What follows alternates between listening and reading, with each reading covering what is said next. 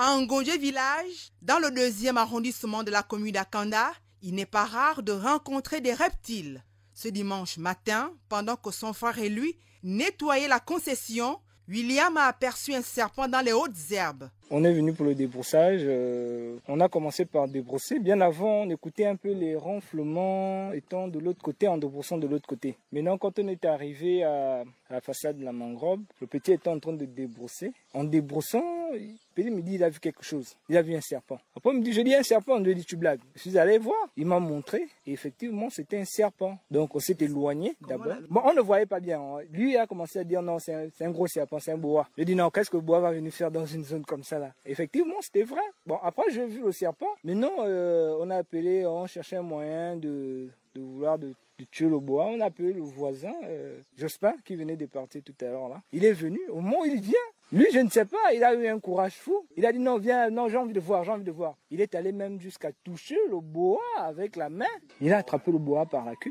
Le bois a glissé la première fois, la deuxième fois. Ah, maintenant, on était en train de réfléchir parce qu'on avait peur de continuer les travaux avec un bois comme ça là et tout. Il fallait trouver. Mètres, par exemple? Oh, il était à 4 mètres, 90 kilos. Donc maintenant, on a eu la réflexion, il fallait forcément le tuer. Voilà comment Jospin a eu le courage d'aller de l'autre côté. Parce que le bois s'était échappé. À un moment, on ne lui voyait plus. Il est allé de l'autre côté. Mais arrivant de l'autre côté là-bas, il est rentré dans l'herbe, hein, il a eu un courage vraiment fou dans la mangrove, dans la boue là. Voilà comment il s'est mis à crier, oh le bois, il est là, il est là, il est là. On a dit non, là il faut trouver une solution. Donc comme l'herbe était déjà un peu trop sèche là, on a mis le feu. Donc le bois, en fait on a mis le feu du côté où le bois devait normalement aller. Donc en mettant le feu, il a fait demi-tour. Donc maintenant il venait vers là où on était en train de travailler. Jospin a un gros chevron, hein. Il a commencé à taper sur le bois par la tête. Comme il était aussi coincé entre les bouts des bois, l'herbe et tout ça là, donc tellement qu'il était gros, il ne pouvait pas facilement s'échapper. Voilà comment il a commencé à taper le chevron, taper,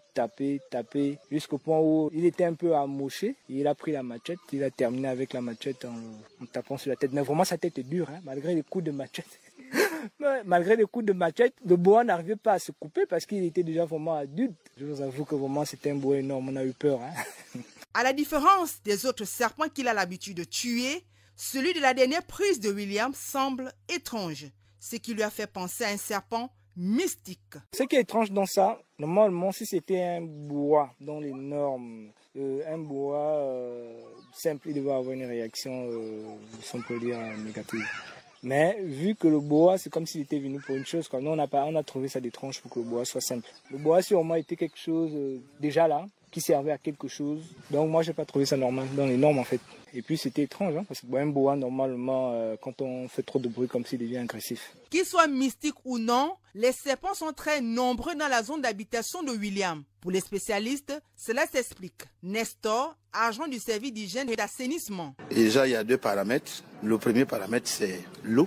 Les reptiles sont généralement, dans la plupart des cas, attirés par de l'eau. Et ensuite, il y a ce qu'on va appeler l'insalubrité, l'herbe. Les reptiles également sont attirés par les herbes, y compris également par les arbres fruitiers, parce que certains reptiles se nourrissent aussi des arbres fruitiers. Certains serpents sont très dangereux pour l'homme. Pour s'en protéger, Nestor donne quelques conseils. Pour mettre une barrière sanitaire entre les habitations, les humains et les reptiles, il faut assainir le milieu. Ce qui concerne l'eau, les eaux usées, chaque habitation doit avoir normalement un système d'évacuation des eaux usées normal jusqu'à l'exécutoire, c'est-à-dire l'endroit le plus loin de l'habitation où les eaux usées terminent leur course, après le puisard. Si vous avez rassuré l'évacuation de vos eaux usées, les reptiles ne seront pas généralement attirés par vos eaux usées. C'est un fait. Le deuxième fait, c'est le reboisement, c'est-à-dire il faut débrousser chez vous, ensoleiller chez vous. Donc il faut également tailler les branches pour éviter trop d'ombrage qui attire généralement les reptiles. Si le reptile est déjà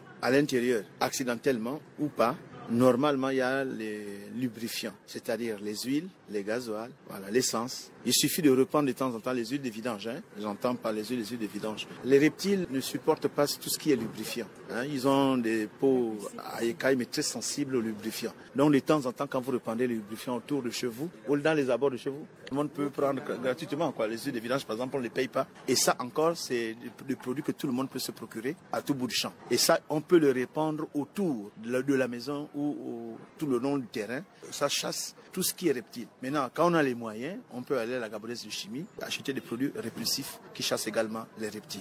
Et si vous n'avez pas l'occasion ou la force de tuer un reptile quand il est dans votre maison, prenez simplement de l'essence, de l'huile de vidange, versez-le dessus. Lui-même, seul, il sortira de la maison et il mourra seul. La menace des serpents est à prendre au sérieux, car les risques sont importants, surtout si votre maison est située sur une région à risque. Les propriétaires de tout lieu extérieur doivent donc se protéger en conséquence pour que leur famille ne soit pas la cible des reptiles dangereux.